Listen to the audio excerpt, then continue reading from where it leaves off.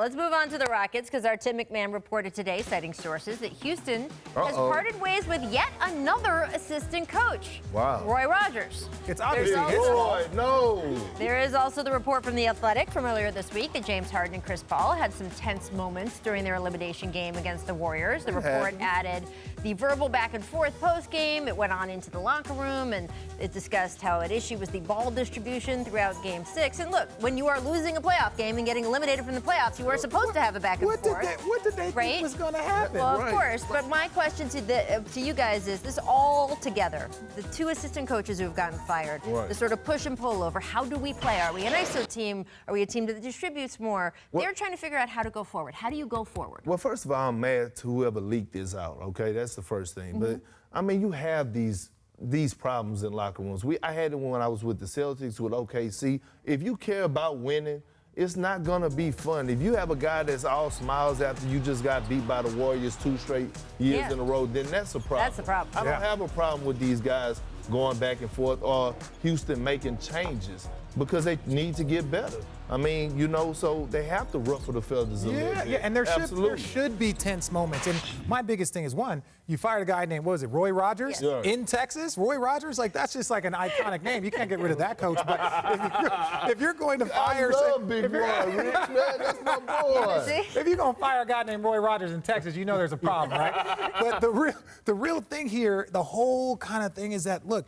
the problem is that they didn't play their best when their best was needed, right? That was it, right? They had an opportunity. I know Chris Paul went out, and then they had 6 and 7, but then they missed all these threes. Okay, well, next year, KD gone, and you guys can't even get a victory. You had a golden chance to tear down this dynasty, and you did not do that. Okay, but they're firing Kendrick. They fired Roy. They fired Jeff Bizdelic, who is helming their defense. Obviously, it's their fault. It's their fault.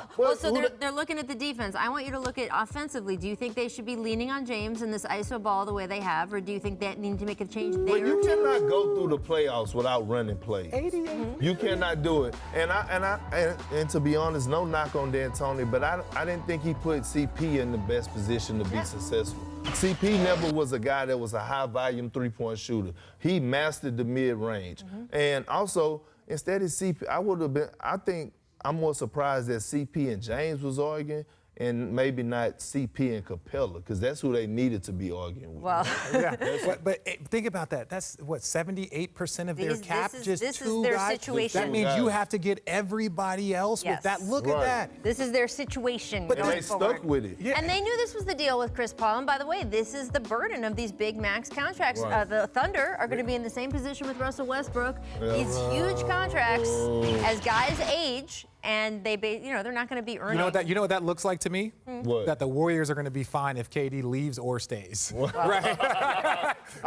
They got a much better system, a much better coach. I just feel so bad for CP, man, because he took a lot of heat and he didn't have his best playoff. He played well in Game 6, though. That was the only game, Rachel. Like he struggled throughout the playoffs, but should I say he wasn't in position to be successful. I agree. You know what I mean? The system with all these analysts, take threes and layups. No, it's okay. Take the best shot that's available. Yeah. Richard Jefferson know about the one dribble. The one dribble. But KD does it. James Harden, not James. KD does it. Kawhi does it. Yeah. There's too many. Kyrie does it. There's too many great players that don't, that just throw analytics, but they're still losing to the Warriors. Right. And it goes beyond mid-range jump shots, though, and it is a little bit about style of offense. We had Scottie Pippen say very strongly several times, including the other night, he does not think that style will ever win when you get deep into the playoffs because it is too predictable.